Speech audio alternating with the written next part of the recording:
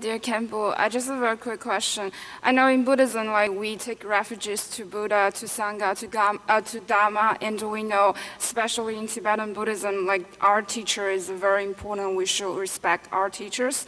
But I just wonder, what happened if we saw Sangha did wrong, or we heard people like talk about our teacher, like say if he did something wrong, like what's the best way to deal with those situations?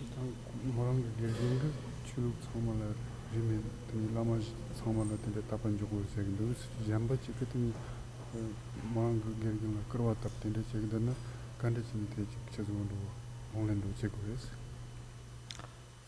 딱조 닐릭 슬라요나 때다리 조 시르고 지레 삼가 더인네나 다리 지금 잠바수 그런데 빠다나 잠바수 도르게 모요는데 대조 스처치가 말이야 조 아주 장랑 거 탐치다 판바 돕기다는 런거 세마 판바 돕기 데스타비 닐릭 요노 티츠드 지르타진다 다리 럭터시기다 런거 냠슬랭기 오때 같이 그래 잠바 젠즈 집도시나 대 지금 KP다리 레가즈 말해 You basically de-emphasize that kind of talk.